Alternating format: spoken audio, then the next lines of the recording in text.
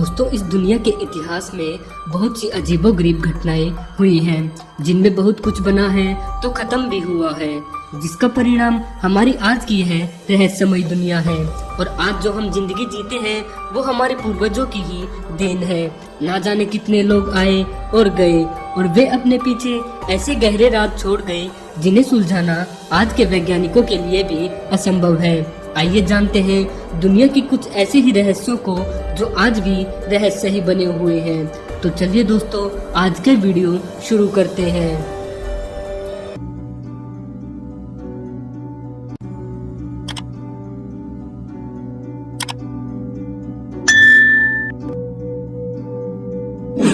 The वेलबोन एले, Alaska. उत्तरी America महाद्वीप के ठंडे प्रदेश अलास्का के पश्चिमी हिस्से में मौजूद युकाटो नाम का यह टापू काफी अजीब है। ऐसा इसलिए है क्योंकि इस छोटे से टापू पर कई जगहों पर व्हेल मछलियों की हड्डियां, उनके जबड़े और बड़ी बड़ी पसलियां जमीन पर पड़ी हुई हैं। और वो भी एक या दो नहीं बल्कि काफी मात्रा में हड्डियां यहाँ पर फैली हुई हैं। जब यहाँ पर रिसर्चर्स ने अपनी रिसर्च शुरू की तो उन्हें पता चला कि ये हड्डियां तकरीबन 500 से 600 साल पुरानी हैं। और जांच में यह भी सामने आया कि उस समय यहाँ पर रहने वाली जनजातियाँ अपने इष्ट देवता को मनाने के उपलक्ष्य में इन विशालकाय समुद्री जीवों की बलि चढ़ाते थे। लेकिन आश्चर्यचकित कर देने वाली बात यह है कि आखिरकार उस समय में वे लोग इतने बड़े जानवरों का शिकार कैसे कर लेते थे। The giants causeway. अजीबोगरीब चट्टानों से भरपूर यह जगह नॉर्दर्न आइलैंड के नॉर्थ कोस्ट पर 4.5 किलोमीटर के एरिया में फैली हुई है। इस जगह के बारे में बताया जाता है कि तकरीबन 60 मिलियन सालों पहले यहाँ पर मौजूद ज्वालामुखी के फटने से जो लावा आसपास के इलाके में फैल गया था, उसकी वजह से ही इन चट्टानों का निर्माण हुआ था। लेकिन आज तक भी यह पता नहीं लगाया जा सका है कि आखिर यहाँ पर उस लावा से इन चट्टानों ने हेक्सागोनल शेप को कैसे लिया। वो भी एक या दो नहीं बल्कि सारे की सारी चट्टानें ही यहाँ पर इसी शेप्स में पाई जाती हैं। इसकी वजह से आज इस जगह का रख रखाव यूनेस्को द्वारा किया जाता है। The village of dolls. Japan देश में एक बेहद अजीब और डरावना गांव मौजूद है। यहाँ पर सिर्फ डॉल्स ही डॉल्स दिखाई देती है। इस गांव में आपको एक भी इंसान दिखाई नहीं देगा। इस गांव में आप जिधर जाएंगे वहीं आपको ये डॉल्स नजर आएंगी, चाहे आप जंगल में जाओ या फिर गांव के बीच में। यहाँ तक कि अगर आप गांव में बने स्कूल के अंदर भी जाएंगे तो वहाँ भी आपको स्टूडेंट्स की जगह पर सिर्फ ये डॉल्स ही बैठी दिखाई देंगी। इतनी सारी डॉल्स को एक सुनसान गाँव में देखना काफी डरावना अनुभव होता है। The स्कोट्रा island. यमन देश में मौजूद यह विचित्र टापू असल में दुर्लभ किस्म के पेड़ पौधों और जानवरों का घर है। भौगोलिक रूप से यह जगह अफ्रीका और यमन दोनों से ही बिल्कुल कटा हुआ है, इसलिए यहाँ पर इंसानी हस्तक्षेप भी बिल्कुल कम हुआ है। और इसी का परिणाम यह है कि यहाँ आज भी कई ऐसी चीजें पाई जाती हैं जो कि बाकी की पूरी दुनिया में कहीं और नहीं मिलती। जैसे कि ये विचित्र आकृति वाले पेड़ जिन्हें द ड्रैगन्स ब्लड ट्री नाम दिया गया है। यह द्वीप आज भी सुनसान और अपने अंदर ढेर सारी अजीबोगरीब चीजों को समेटे हुए है। The sculpture park. यह स्कैरी पार्क फिनलैंड देश में मौजूद है। यहाँ सिर्फ मजबूत दिल वालों को ही जाने की इजाजत दी जाती है, क्योंकि कमजोर दिल वाले लोग अक्सर इन डरावने पुतलों को देखकर डर जाते हैं। इस अजीब से पार्क में 500 से भी ज्यादा मूर्तियाँ मौजूद हैं, जिनकी आंखें खुली हुई हैं और वे जोर जोर से हंस रहे हैं। इस पार्क में जाने पर आपको लगेगा जैसे चारों तरफ से वे मूर्तियाँ आपको घूर रही हैं और आप पर हंस रही हैं। इसकी वजह से यहाँ आने वाले लोग अक्सर डर जाते हैं। The Athens mass grave. दोस्तों, अगर इतिहास की बात की जाए तो इंसानों के इतिहास में कई ऐसी घटनाएं घटी हैं जिनके प्रमाण आज भी हमें उन खौफनाक घटनाओं के बारे में सबूत देते हैं। जैसा कि 80 कंकालों की है कब्र, जो कि 1960 के दशक में ग्रीस देश के एथेंस शहर के बाहरी तरफ खुदाई के दौरान मिली थी। जिसके बाद इस जगह पर ग्रीस की सरकार ने उस खोज को आगे बढ़वा दिया, जिसके कुछ दिनों के बाद खोजकर्ताओं को जो मिला था वह बेहद ही हैरान कर देने वाला था। दरअसल वहां पर खोजकर्ताओं को 800 मीटर के बड़े इलाके में भारी मात्रा में इंसानों के कंकाल मिले थे। इसके बाद उस जगह और उन कंकालों के कार्बन डेटिंग के बाद यह पता चला था कि वे कंकाल 16वीं शताब्दी के थे। कुछ स्टोरीज में माना गया है कि यहाँ पर जरूर कोई कब्रिस्तान रहा होगा, लेकिन इस जगह से जुड़ी एक और बात यह भी थी कि इस जगह के बाहरी कोने पर 80 लोगों के कंकाल एक साथ दफनाए गए थे। जिनमें उनके हाथों को ऊपरी तरफ करने के बाद उन्हें दफनाया गया था। बायोलॉजिकल रिपोर्ट्स के सामने आने के बाद यह पता लगा था कि इन 80 लोगों में 4 बच्चे भी थे और बाकी के लोग 20 से 24 साल की उम्र के बीच के थे। कुछ हिस्टोरियंस का मानना था कि ये ग्रीस के राजा कैडियस के विद्रोही होंगे, जिन्हें राजा ने सजा में मरवा दिया था। लेकिन इन कंकालों की असली सच्चाई क्या है, यह आज भी एक डिबेट का मुद्दा ही बनी हुई है। दालोम बाजार। शॉपिंग करना सबको पसंद होता है, सिवाय ऐसे बाजार के जहाँ सिर्फ कंकाल, हड्डियाँ और डरावनी चीजें ही मिलती हों। दरअसल यह बाजार अफ्रीका में मौजूद है। इस बाजार में काला जादू करने का हर सामान मिलता है, जैसे जानवरों की हड्डियाँ, उनके सींग आदि। यहाँ पर वे लोग भी जाते हैं जो किसी गंभीर बीमारी से परेशान है और उनका इलाज कहीं और नहीं हो पाया, इसलिए वे अंत में काले जादू का सहारा लेते हैं। State highway 49 east coast road, India.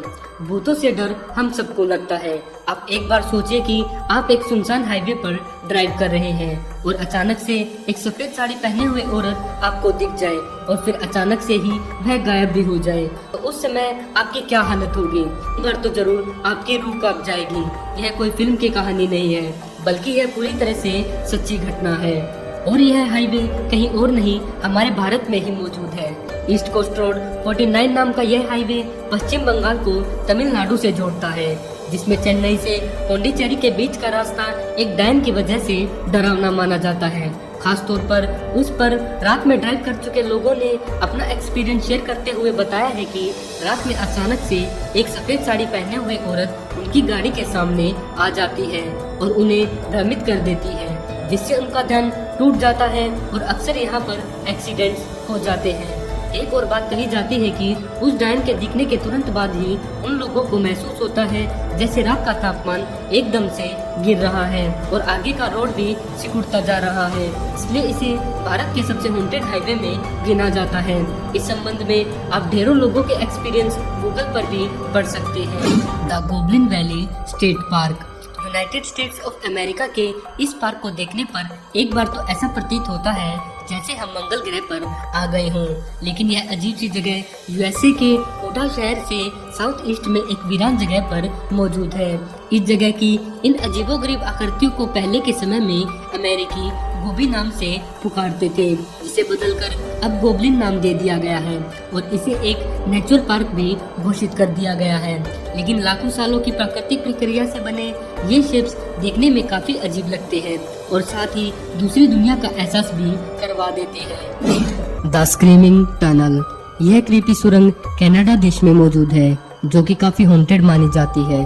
कहते हैं कि कई सालों पहले इस टनल में एक लड़की को मारकर दफना दिया गया था, जिसकी वजह से उसकी आत्मा आज भी इसी टनल में भटक रही है। अगर आपको डर का एहसास करना है तो सिर्फ एक बार इस सुरंग में जाकर माचिस की एक तिल्ली जलाकर देखना, क्योंकि ऐसा करते ही आपको टनल से चीखने की आवाजें आने लगेंगी। इसी वजह से इस सुरंग को अब सुनसान छोड़ दिया गया है। हमारे हिंदू धर्म ग्रंथों और पौराणिक मान्यताओं में 7 ऐसे चिरंजीवी महामानवों का वर्णन किया गया है जो आज भी जीवित हैं और हमारे बीच इसी पृथ्वी पर मौजूद हैं, और महाभारत काल के योद्धा अश्वत्थामा को भी उन्हीं में से एक गिना जाता है। भविष्य पुराण में यह भी बताया गया है कि जब कलयुग में भगवान विष्णु कल की अवतार लेंगे तो वे और अश्वत्थामा दोनों मिलकर धरती से अधर्म को मिटाएंगे। लेकिन मध्य प्रदेश राज्य के बुरहानपुर जिले से लगभग 20 किलोमीटर की दूरी पर एक ऐसा किला मौजूद है जिसमें अश्वत्थामा के होने के सबूत आज भी मिलते रहते हैं। इस किले को असीरगढ़ का किला कहा जाता है। लोगों का मानना है कि इस किले के बीचों बीच ही एक बेहद प्राचीन शिव मंदिर मौजूद है और इसी मंदिर में अश्वत्थामा से जुड़े सबूतों को देखा गया है। इस बारे में वहाँ के गांव वालों का कहना है कि किले से लगती उतावली नदी में स्नान करने के बाद ही वे मंदिर में प्रवेश करते हैं। उस किले से जुड़ी एक और रहस्यमय बात यह भी है कि इस किले के बिल्कुल ऊपरी हिस्से में एक तालाब भी बना हुआ है, जिसमें पानी आने का कोई भी स्रोत नहीं है, लेकिन फिर भी वह तालाब आज भी पानी से हमेशा भरा रहता है। इसके बारे में भी वहाँ के लोग अश्वत्थामा को ही श्रेय देते हैं। किले के आसपास लगते गांवों के कुछ लोग तो अश्वत्थामा को देखने का दावा भी करते हैं।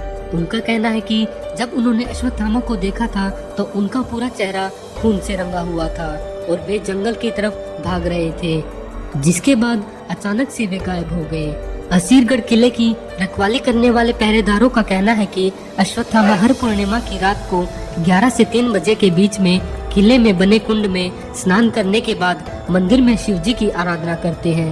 उन्होंने इसका प्रमाण देते हुए बताया कि हर पूर्णिमा की रात के अगले दिन जब सुबह मंदिर के कपाट खोले जाते हैं तो शिवलिंग पर कुछ फूल और चावल के दाने अर्पित हुए मिलते हैं और ऐसा हर पूर्णिमा की रात को देखा जाता है।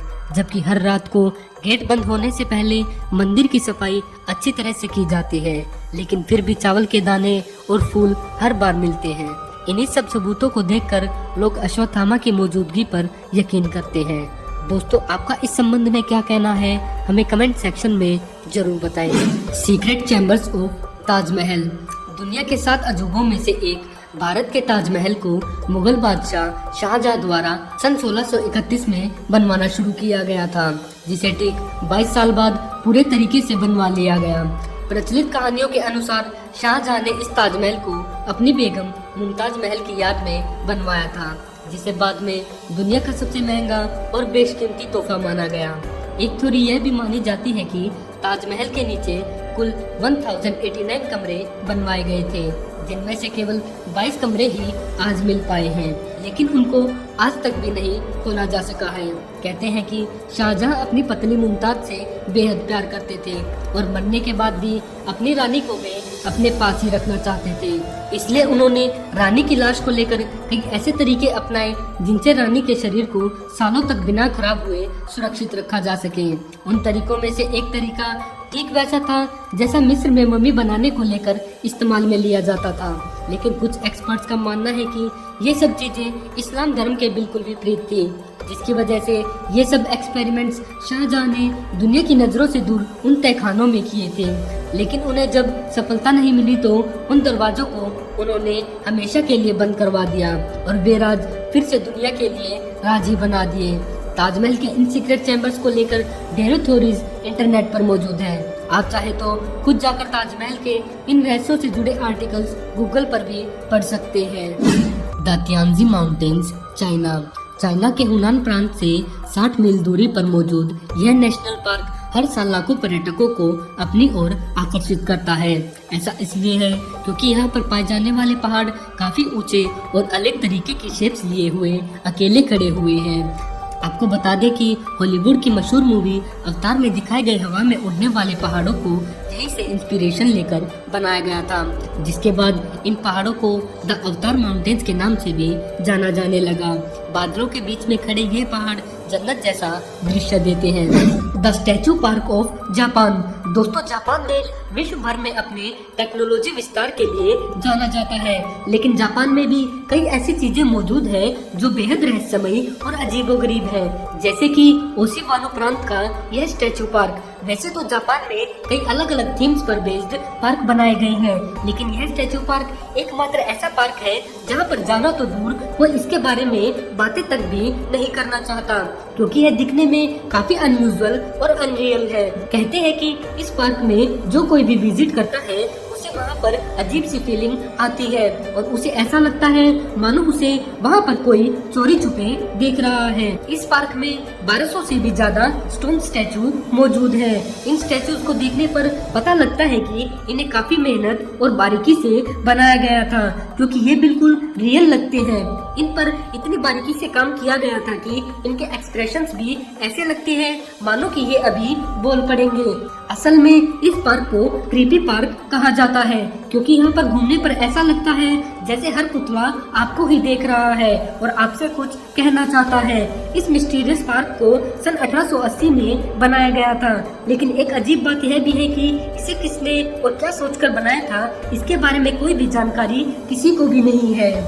The Dendra bulb. इतिहास की बात हो तो इजिप्ट का नाम जरूर आता है, क्योंकि यहाँ के मिस्ट्रीज बहुत ही अनोखी हैं, जिन पर यकीन कर पाना भी बड़ा मुश्किल है। जैसे कि यह बल्ब जैसी दिखने वाली आकृति, इस आकृति को आज की दुनिया में द डेंड्रा बल्ब और द डेंड्रा लाइट के नाम से जाना जाता है।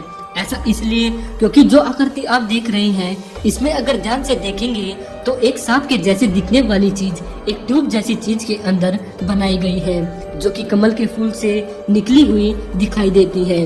अगर इसे शुरुआती दौर के बल्ब यानी कि क्रब ट्यूब से मिलाया जाए तो इसका ज्यादातर हिस्सा इसी ट्यूब जैसा दिखता है और इससे नीचे से जो 2 हाथ इसे थामे हुए हैं वो बिल्कुल ऐसे हैं जो कि क्रब ट्यूब में आपको यह पार्ट दिख रहा है, यानी कि इसका दूसरा टर्मिनल। यहाँ यह बल्ब जैसी आकृति यह शो करती है कि शायद आज से हजारों साल पहले भी बिजली का इस्तेमाल होता था और अगर होता था तो वो लोग बिजली बनाना जानते थे। इस बात को हम नजरअंदाज भी नहीं कर सकते क्योंकि एंशिएंट टाइम में बिजली पैदा करने के और भी सबूत हमें मिल चुके हैं, जैसे कि ये बगदाद बैटरीज। माना जाता है कि ये हजारों साल पहले बिजली बनाने की बैटरीज थी, तो हो सकता है कि इजिप्ट के डेंड्रा बल्ब में भी एडवांस साइंस थी जो लोगों को ऐसी चीजें बनाने और यूज करने में मदद करती थी।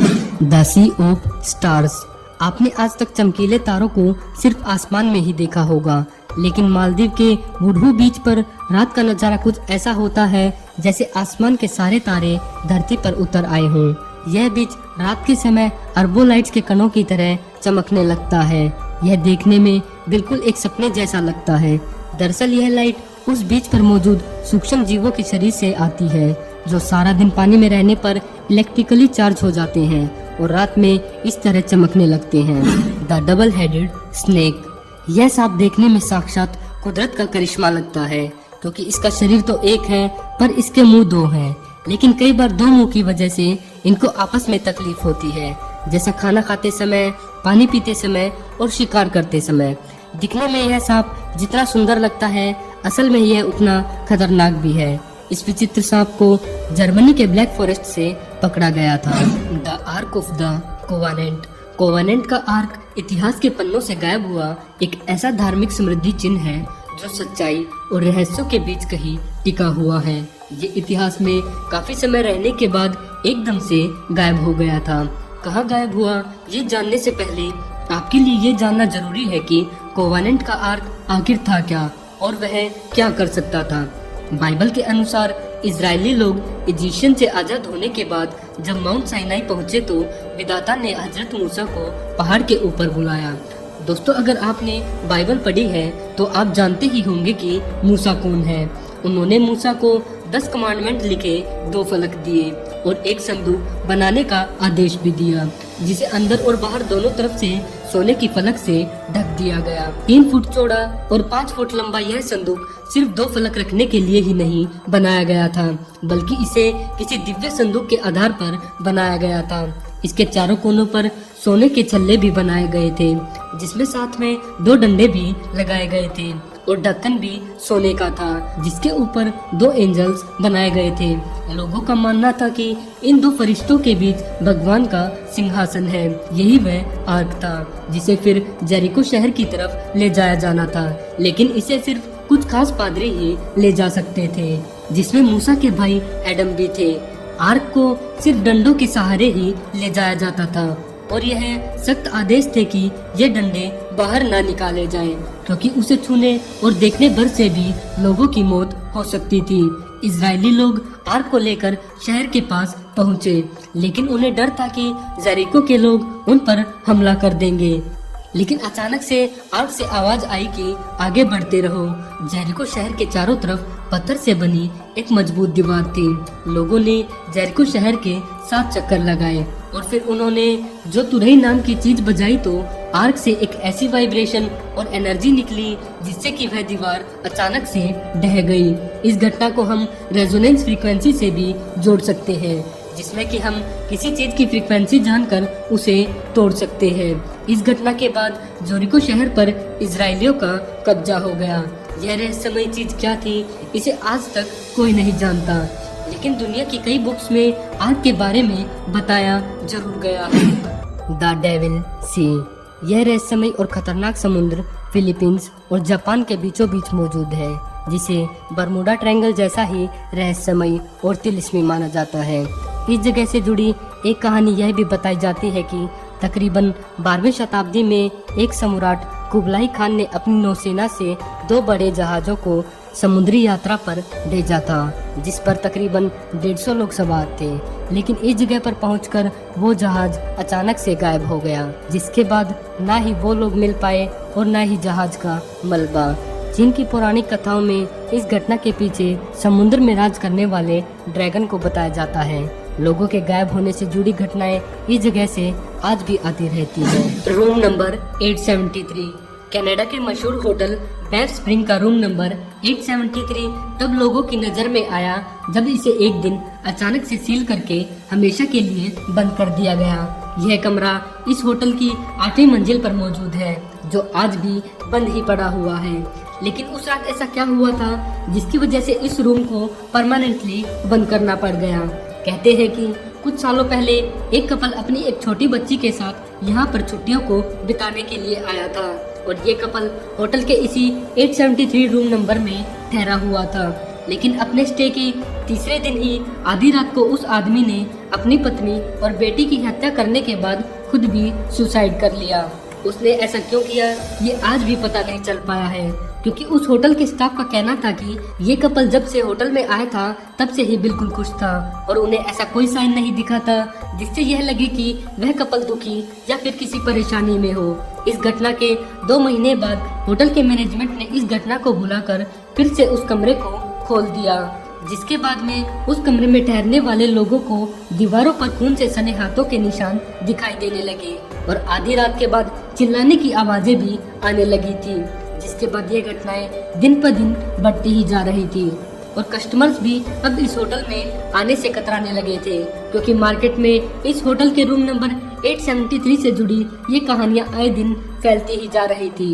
इन सब चीजों को देखते हुए होटल ने एक दिन उस कमरे को हमेशा के लिए ही बंद कर दिया, जो आज भी अपने अंदर उस रात से जुड़ी उस रहस्य को लेकर बंद ही पड़ा हुआ है। सोंडोन केव। दोस्तों, सोंडोन वास्तव में एक प्राकृतिक रूप से बनी लाखों साल पुरानी गुफा है, जिसे सन 2015 में ही खोजा गया था। यह जगह वियतनाम के घने जंगलों के बीचों बीच बनी है, जो कि ऊपर से घने जंगलों और पहाड़ों के कारण देखी नहीं जा सकती। कहते हैं कि इसे सबसे पहले एक ब्रिटिश यात्री ने सन 1981 में खोजा था, लेकिन इस बात का कोई पुख्ता सबूत नहीं मिला, जिसकी वजह से उस दावे को ठुकरा दिया गया। लेकिन जब 2015 में इसे एक्सप्लोर करके इसकी फोटोज को मैगजीन्स और अखबारों में छापा गया तो इसने पूरी दुनिया को ही हैरान कर दिया था, क्योंकि इतनी बड़ी गुफा होने के बाद भी यह अब तक कैसे खोजियों की नजर से बची हुई थी। इसके बाद जनवरी 2016 में कुछ एक्सपर्ट्स ब्रिटिश खोजकर्ताओं ने इसे अच्छे से जानने के लिए इसमें बड़े पैमाने पर खोजबीन शुरू की और इस काम में उन्हें कई दिक्कतों का सामना करना पड़ा, क्योंकि यह गुफा गहरी होने के साथ साथ खतरनाक भी थी। इस गुफा में एंटर होने से लेकर इसके मध्य तक जाने का रास्ता बेहद चपटा था, लेकिन कुछ हफ्तों की मेहनत के बाद उन लोगों ने इसे एक्सप्लोर कर लिया और इसके बारे में जो तथ्य उन्होंने बताए वो काफी हैरान करने वाले थे। जैसे कि यह गुफा 9 किलोमीटर लंबी है, जिसमें जाने के लिए 5 किलोमीटर तक सिर्फ खड़ी चट्टानों पर चढ़ाई करनी पड़ती है और यहाँ तक आते आते कई संकरी खाइयां भी बन गई है, जिसमें अगर एक बार कोई फिसल कर गिर जाए तो उसे वापस से निकालना नामुमकिन है। साथ ही इस गुफा में कई बड़ी बड़ी रॉक फॉर्मेशंस भी हैं। आपको हैरानी होगी कि गुफा के अंदर ही 4 किलोमीटर के दायरे में एक घना जंगल फैला हुआ है, जिसके एक कोने से छोटे आकार की एक नदी बहती रहती है। इस गुफा के आकार और इसकी विशेषताओं के कारण इसे दुनिया की सबसे अद्भुत और विशालकाय गुफा का दर्जा दे दिया गया है। किलिमंजारो। यह स्लाइड ब्राजील देश के मशहूर शहर रियो डी जेनेरियो के बिल्कुल बाहरी इलाके में बनाई गई है। असल में यह इतना ऊंचा बनाया गया है कि ज्यादातर लोग तो इसे देखकर ही डर जाते हैं और वे इसमें चढ़ने का रिस्क भी नहीं लेते। यह वाटर स्लाइड लगभग 163 फीट ऊंची है और इसका बेंडिंग एंगल 60 डिग्री का है, जिसकी वजह से राइडर इस स्लाइड को 90 किलोमीटर प्रति घंटे की रफ्तार से सिर्फ 7 सेकंड में ही पार कर लेता है। इस वाटर स्लाइड को साल के सिर्फ अक्टूबर और नवंबर के महीनों में ही खोला जाता है और बाकी के महीनों में इस स्लाइड को बंद रखा जाता है। The under water river. आपने आज तक पानी में केवल खजाना, जहाजों और विमान के अवशेषों मिलने की खबरें ही सुनी होंगी, लेकिन मैक्सिको में पानी के अंदर ही एक बहती हुई नदी ढूंढी गई है। इस नदी का नाम एंजेलिटा रखा गया है। इस अद्भुत जगह को देखने के लिए दुनिया भर से गोताखोर यहाँ आते हैं, क्योंकि ऐसा नज़ारा पूरी पृथ्वी पर कहीं और देखने को नहीं मिलता। पानी के अंदर जाने पर नदी के पानी और समुद्र के पानी में साफ फर्क दिखाई देता है। समुद्र के अंदर ही एक नदी का बहना वाकई में बेहद अजीब घटना है। डबल फेस कैट वीनस नाम की है बिल्ली देखने में बेहद अजीब लगती है, क्योंकि इसका चेहरा 2 रंगों से मिलकर बना है, जो देखने पर ऐसा लगता है जैसे इस बिल्ली के चेहरे को फोटोशॉप की मदद से ऐसा एडिट किया गया हो। लेकिन इसके विपरीत यह बिल्ली नेचुरली ऐसे ही फेस के साथ पैदा हुई थी। अपनी इसी खूबी के कारण यह बिल्ली दुनिया भर में फेमस है और इससे जुड़ी कई डॉक्यूमेंट्रीज अब तक बनाई जा चुकी हैं। द लेक नेट्रॉन तंजानिया की इस लेक को काफी रहस्यमयी और खतरनाक माना जाता है, क्योंकि माना जाता है कि इस झील के पानी को छूने वाली हर चीज पत्थर में बदल जाती है।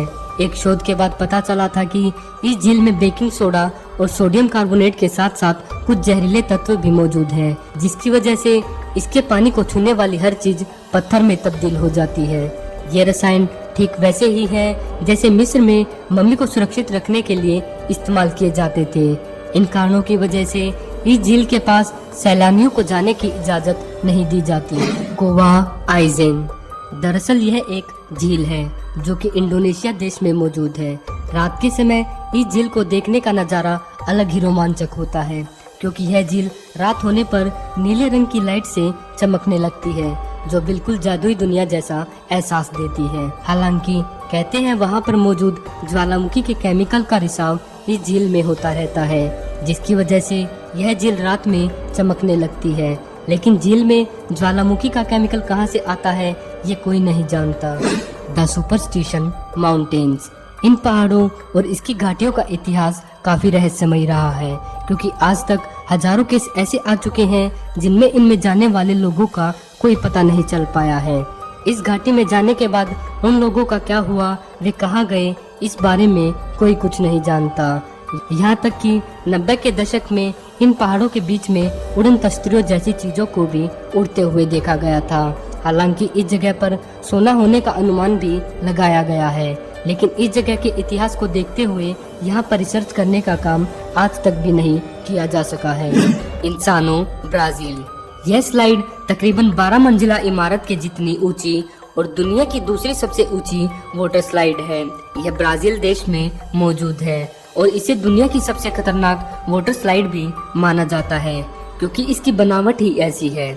शुरुआत में तो इसकी स्लोप बिल्कुल सीधी है, जो कुछ ही दूरी पर 85 डिग्री के स्लोप में खड़ी हो जाती है। इस स्लाइड पर राइडर 120 किलोमीटर प्रति घंटे की स्पीड से नीचे आता है। इस खतरनाक स्लाइड को राइडर सिर्फ 5 सेकंड में ही पार कर लेता है। वर्ल्ड्स लार्जेस्ट वाटर स्लाइड होने की वजह से इसे Guinness book of world record में भी शामिल किया गया है। इसे देखकर आप खुद भी अंदाजा लगा सकते हैं कि यह स्लाइड कितनी खतरनाक होगी।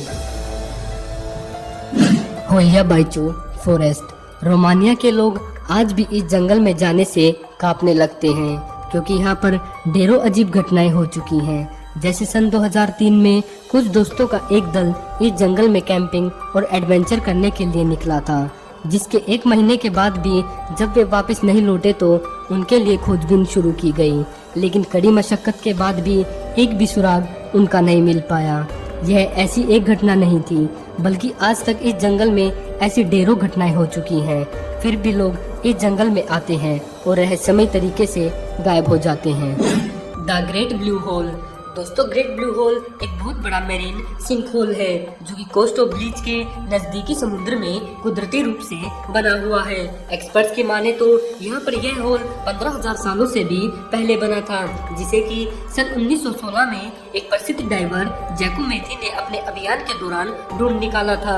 आपको बता दें कि वर्ल्ड के मोस्ट फेमस स्कूबा डाइवर्स भी इस होल को स्कूबा डाइविंग के लिए सबसे बेहतरीन जगह मान चुके हैं। जैको मैथी और उनकी टीम ने अपने शोध के बाद यह बताया कि यह डीप सिंक होल एक टिपिकल लाइमस्टोन फॉर्मेशन है, और एक तथ्य यह भी है कि यह the great blue hole sea level के 4 दफा राइज होने के पहले अस्तित्व में आया था। इसका मतलब यह है कि जब यह बना था उस समय यहाँ के समुद्र की सतह काफी नीचे हुआ करती थी और इसके बाद समुद्र की सतह बढ़ना शुरू हो गई और यह होल आज के समय तक आते आते 400 फुट गहरा हो गया। अगर इसके आकार की बात की जाए तो यह सी होल 1047 फुट चौड़ा है और समुद्र के अंदर इतना पुराना और एकदम गोल आकार में होल का पाना ईश्वर की बनाई इस कुदरत का एक नायाब करिश्मा है। The James Dalton highway.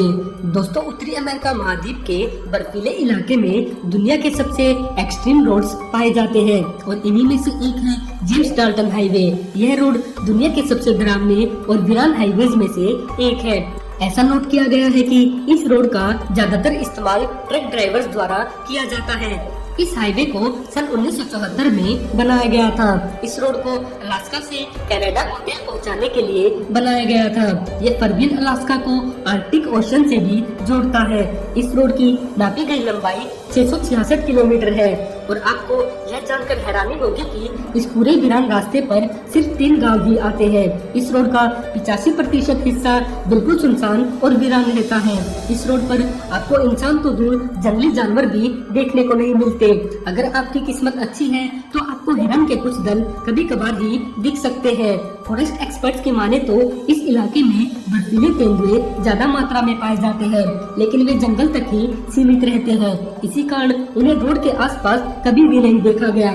इस रोड पर ड्राइव करने से पहले ड्राइवर को 2 से 3 दिन के खाने के सामान और इमरजेंसी किट का खास ध्यान रखना पड़ता है, क्योंकि अगर यहाँ पर कोई मुसीबत आती है तो उसके लिए आप खुद ही अपनी जान के जिम्मेदार होते हैं। यहाँ पर मोबाइल नेटवर्क भी ठीक से काम नहीं करता। एक तो वीरान, ऊपर से बर्फीला मौसम इस हाईवे को खतरनाक से भी खतरनाक बना देता है। चौथे नंबर पर है एक्टमुकनाल। यह मिस्टीरियस जगह जंगलों के बीचों बीच छुपी हुई थी। इस जगह के दरवाजे पर एक नदी मौजूद है, जिसकी वजह से आप इस गुफा के अंदर जा सकते हैं। इस गुफा के अंदर बहुत बड़े बड़े कंकाल और मृत भांड यानी कि बर्तन पाए गए हैं। ये कंकाल और बर्तन यहाँ पर क्यों हैं और इन्हें यहाँ पर कौन लाया होगा, इसका पता आज तक भी किसी को नहीं चल पाया है। The daring forest, Britain. Daringwood नाम से प्रसिद्ध यह जंगल ब्रिटेन देश का सबसे हॉन्टेड और क्रीपी फॉरेस्ट माना जाता है, जो अपने अंदर इतिहास में घटी कई त्रासदियों का काला सच समेटे हुए है। कहते हैं कि इस जंगल के अंदर से रात के समय चिल्लाने और रोने की भयानक आवाजें सुनाई देती है, जिसकी वजह से इसे द स्क्रीमिंग फॉरेस्ट के नाम से भी जाना जाता है। इस जंगल से जुड़ी एक अजीब बात को विकिपीडिया पर बताया गया है कि सन 1982 में कुछ लोगों ने मिलकर इस जंगल के बाहरी तरफ द प्लकले नाम का एक गांव बसाया था और इस गांव में कुल 24 लोग रहते थे। लेकिन सन 1988 में ना जाने उनके साथ ऐसा क्या हुआ कि वे सारे लोग अचानक से लापता हो गए। कुछ लोगों का कहना था कि उन लोगों को किसी जानवर ने अपना शिकार बना लिया होगा, लेकिन एक ही रात में सारे गांव वालों का गायब हो जाना काफी अजीब बात थी। इस घटना के ठीक 6 साल बाद जस्टिन ली कोलिस नाम के एक पैरानॉर्मल एक्सपर्ट ने यहाँ की जांच की और अपनी जांच में उन्हें जो मिला था वह काफी हैरान कर देने वाला था। जस्टिन ने अपनी एक रिपोर्ट में बताया था कि उन्होंने प्लकले गांव के घरों से 12 पैरानॉर्मल स्पिरिट्स को अपने डिवाइस पर डिटेक्ट किया था। इस रिपोर्ट के फेमस होते ही इस जंगल को हॉन्टेड फॉरेस्ट घोषित कर दिया गया, जिसमें जाने की हिम्मत आज भी लोग नहीं कर पाते हैं।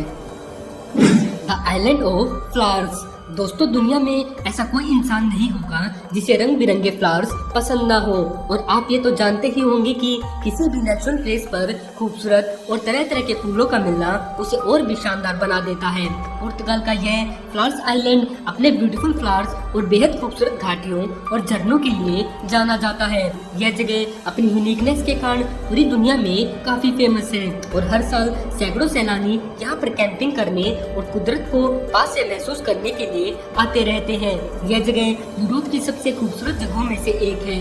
इस जगह की पिक्चर्स को देखकर अक्सर लोग भ्रम में पड़ जाते हैं और वे यकीन ही नहीं कर पाते कि ऐसी अलौकिक जगह भी हमारी पृथ्वी पर मौजूद है।